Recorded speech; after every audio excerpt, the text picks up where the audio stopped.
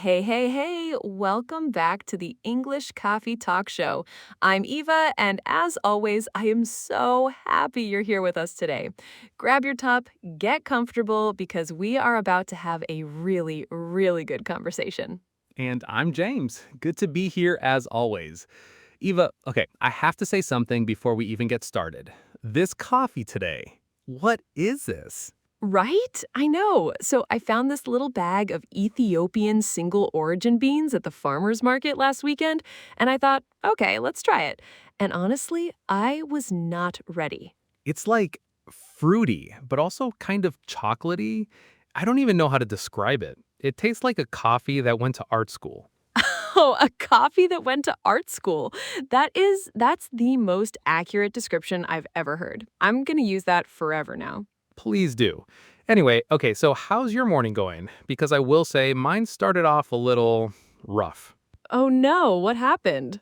Okay, and I genuinely cannot explain how this happened. I spent about 10 minutes this morning looking for my keys. 10 minutes. And you know where they were? In your hand? In my pocket. The whole time. My jacket pocket. I checked that pocket. I know I checked it, and somehow I just didn't feel them. I don't know. My brain wasn't on yet. Oh, I've done that. I've absolutely done that. Pre-coffee brain is a completely different brain. It's like a different person lives in your body before 9 a.m. Exactly. And on top of that, look outside. It is so gray and rainy today, which honestly, I kind of love for recording. Like rainy days and coffee podcasts just go together. They really do. It's very cozy in here right now. And you know what? The rain and the whole key situation, actually, it ties into what we're talking about today in a weird way. Oh, yeah? How so? Because today we are talking all about how to describe things that already happened, how to talk about yesterday, about last week, about that embarrassing thing from this morning that you want to tell your friend about over coffee. We are diving into the past tense, but not in a boring grammar textbook way, in a real, natural, everyday way. Yes, and this is such an important topic because honestly, think about any conversation you have. In English, how much of it's about things that already happened?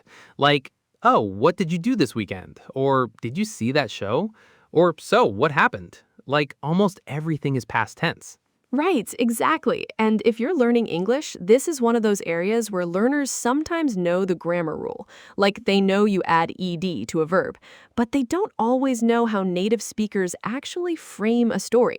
The phrases we use to set it up, to move the story forward, to react, that's what makes you sound fluent and natural.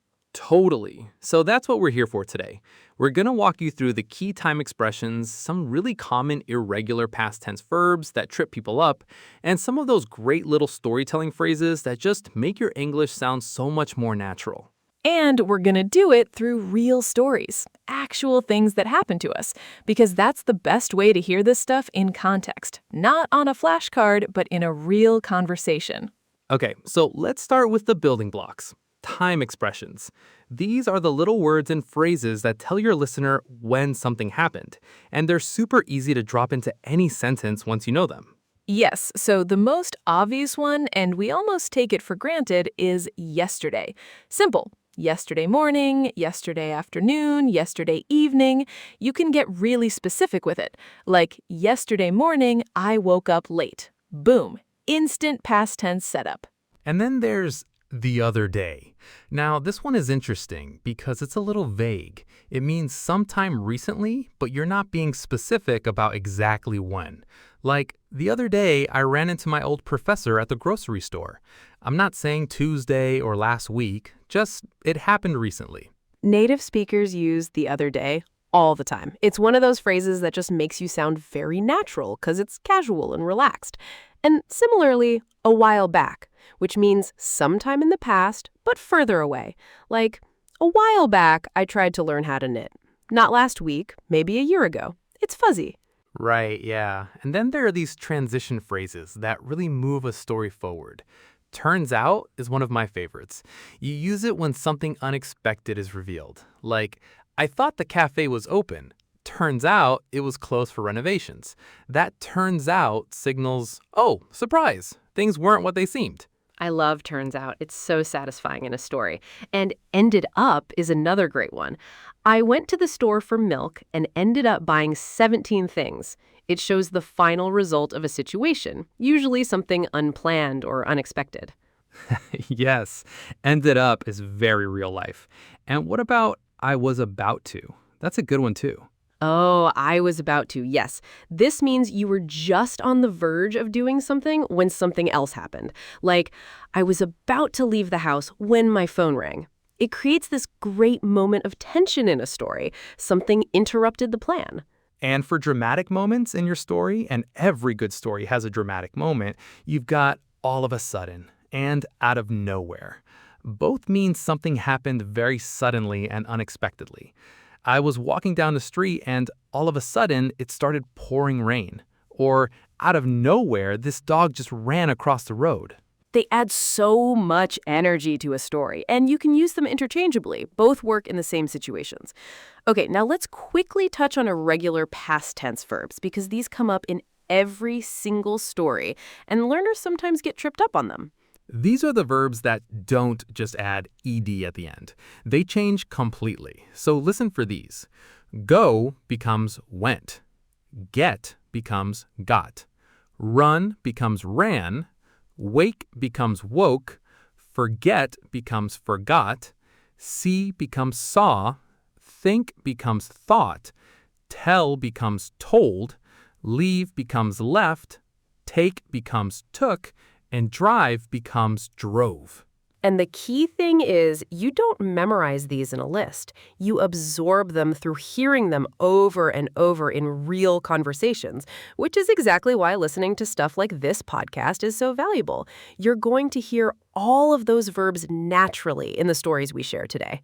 And a few of those great storytelling setup phrases before we get into the stories. So basically, you use this when you're summarizing or explaining a situation. Long story short, when you want to skip to the important part. You know what happened? Great for building suspense. And then, of all things, for something ridiculous or ironic. And my personal favorite, I kid you not, meaning I'm totally serious, I'm not exaggerating. I kid you not is so good. Okay, so speaking of stories, I think it's time for me to go first because I had quite an adventure yesterday, and honestly, it's perfect for this episode. Oh, please, I'm ready. Let's hear it. Okay, so yesterday morning, and I want you to notice I'm using yesterday morning right there to set the scene, I woke up and I realized I had no food in the apartment. Like, nothing. So I thought, okay, I'll just run to the supermarket, grab a few things. Simple. 20 minutes tops. Famous last words. Famous last words. So I drove to the store, and you heard drove, past tense of drive. I got there, I grabbed a basket, and I went straight to the dairy section because I needed yogurt. That was literally the one thing I went for, yogurt.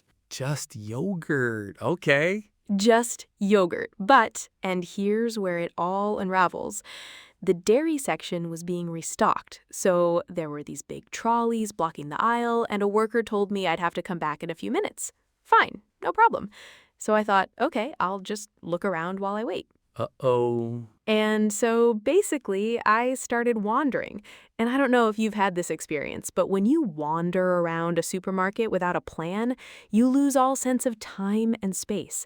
I ended up in the international foods aisle looking at noodles I've never heard of. I took a jar of some sauce off the shelf, read the whole label, I kid you not, and I put it back and picked up another one. Oh no, I know this spiral. I know it so well. It's a spiral! And then at some point I thought, okay, I should check out. My basket had like 8 things in it that I never planned to buy. So I went to the checkout, picked a line, and I stood there. And the line was not moving. I waited for maybe 10, 15 minutes. Why? What was happening? Turns out, and there it is, turns out the register was broken. The cashier knew about it, but she had just kept trying to make it work this whole time instead of calling for help. And I saw the sign on the register said, "Register closed." A sign that was there the whole time. I just didn't see it. No. Oh, that is so painful. And then, of all things, when I finally found the right checkout and paid and left the store, I got to my car and I realized I forgot the yogurt. The entire reason I went. I never went back for it. It was still being restocked and I completely forgot. Long story short, I drove home with oat crackers, a jar of mystery sauce, and no yogurt. That is incredible. That is a full journey. Okay, so listeners, did you catch all the target language in that story? Because Eva just used almost everything we talked about perfectly naturally. Let me highlight a few things. First, she said, turns out the register was broken. That phrase, turns out, is doing so much work there. It signals that she discovered something surprising. You can use it anytime something is revealed. Turns out she already know. Turns out the restaurant was closed. It's a brilliant little phrase. And what I love about it is that it works even when you're telling a story you already know the ending to. Like you're not actually discovering it in real time, but turns out makes it feel dramatic. It pulls the listener in. Exactly. Second, she said, I ended up in the international foods aisle. Ended up is perfect for describing an unplanned result. You didn't intend to be there, but that's where you found yourself. And third, long story short, she used it to wrap up and skip over the parts that didn't matter. That phrase is so useful when you're telling a story and you want to jump to the conclusion. And you can practice those three phrases today. Seriously, think of something that happened to you this week and just try to tell it using turns out, ended up, and long story short. Even just in your head, you'll be amazed how naturally they start to flow. Okay. All right. I've been sitting here very patiently, and now it is absolutely my turn to share a story because I also had quite the experience recently, and it involves cooking, which is either a passion or a disaster for me, depending on the day. Oh, I'm intrigued. Let's hear it. Okay, so a while back, and there's your while back listeners, a while back I saw this recipe online for a fancy mushroom risotto. And I thought, you know what? I never make anything exciting. I should challenge myself. So I went to the store, bought all these ingredients, the right kind of mushrooms, the arboreal rice, the white wine, parmesan. I was committed. Okay, I love this already. So I got home, I set everything up, I got the recipe pulled up on my phone, and I started. Step 1, fine. Step 2, fine. Step 3, you have to constantly stir the risotto while you add the broth. Like constantly, not occasionally, constantly. And nobody tell me this was going to be a 25-minute arm workout. Oh, risotto is deceptive. So deceptive. So I was about to just stop stirring and let it sit for a second because my arm was tired, and I left it for maybe 45 seconds. I kid you not, 45 seconds, and the whole bottom of the pan started to burn. All of a sudden, there was this smell, and I ran back to the stove, and it was already sticking. Oh no, no, no, no. And then, out of nowhere, my smoke alarm went off. Just full blast, so I ran to open the window, knocked the glass off the counter, which shattered on the floor, and there I am, smoke alarm screaming, risotto burning, glass on the floor, and I'm standing in the middle of my kitchen thinking, you know what happened? I thought I was cooking. Turns out, I was creating chaos. This is the best story. Okay, what happened in the end? Did you save it? So, long story short, I scraped off the burnt part from the bottom, added more broth, stirred like my life depended on it for another 10 minutes, and honestly, it was pretty good. Like, genuinely pretty good. I told my friend about it, and she didn't believe me that I made it. I took a photo as evidence. That is a redemption arc, an actual cooking redemption arc. Okay, listeners, let me do what James did for me and point out a few incredible phrases from that story. First, I was about to stop stirring. Did you catch that? I was about to. It tells us he was at the point of doing something, right before something else happened. It creates this tension.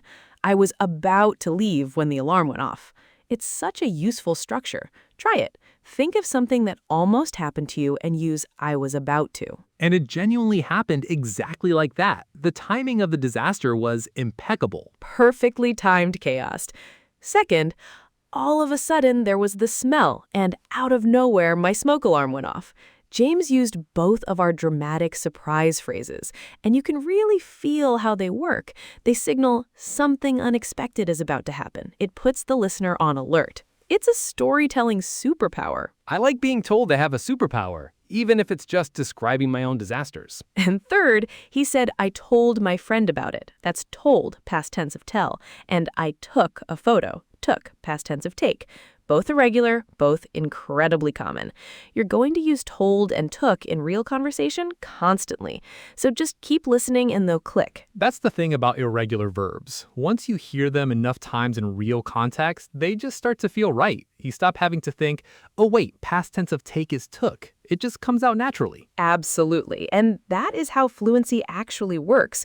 It's not about memorizing rules. It's about exposure, repetition, hearing the language in real situations until it feels automatic. And that's what we hope we're giving you every single episode. Okay, let's wrap up with a quick recap because we covered a lot today and we want to make sure it all sticks. So, big takeaways from today's episode. Number 1, use time expressions to anchor your stories. Yesterday morning, the other day, a while back. Drop one of these at the start and your listener immediately knows when we are. Number 2, use transition phrases to move your story and add drama. Turns out for surprises, ended up for unplanned results. I was about to for interrupted plans. All of a sudden and out of nowhere for sudden, unexpected moments. These are the phrases that make a story feel alive. Number 3, don't be afraid of irregular verbs. Went, got, ran, woke, forgot, saw, thought, told, left, took, drove. You don't need to memorize a table. You just need to keep listening and speaking. They will come. I promise you, they will come. And number 4. Use your storytelling openers. So basically, long story short, you know what happened? And then, of all things, I kid you not. These phrases signal to your listener, hey, a story is coming. Pay attention. They are the difference between sounding like someone reading from a textbook and sounding like a genuine English speaker telling a real story. And here's your homework because, yes, we give homework, but the fun kind. Think of one thing that happened to you yesterday or this week. Something small is totally fine. A commute, a meal, a funny moment. And try to tell that story out loud, even just to yourself, using at least 3 of the phrases we covered today. Speak it out loud. That's the practice. Yes, and if you want to keep building on this, there is one thing you can do that makes a huge difference for us and for other learners just like you. Subscribe to the English Coffee Talk Show wherever you listen to your podcasts, whether that's Spotify, Apple Podcasts, Google Podcasts, wherever you are, hit that subscribe button so you never miss a new episode. And if you're on a platform that has notifications, turn those on too. That way you'll know the moment a new episode drops. We put out new content regularly, and we would hate for you to miss a thing. Every episode is a new conversation, a new topic, new vocabulary, all served with a side of coffee and good vibes. And reviews. If you've been enjoying the show, please leave us a review on Apple Podcasts or your favorite platform. Even just a sentence or two, it honestly means the world to us, and it helps other English learners find the show. The more people we can reach, the better. We're building a little community here, and we love having you in it. All right, that's a wrap on today's episode of the English Coffee Talk Show. Thank you so much for spending this time with us. You are putting in the work, you are showing up, and that is genuinely something to be proud of. Learning a language is not easy, but you're doing it, one conversation at a time. I'm Eva. Take care of yourselves, keep practicing, and we'll see you in the next one. And I'm James. Go tell somebody a story today. Use those phrases. Make it dramatic. And hey, I kid you not, it will feel incredible. Bye, everyone.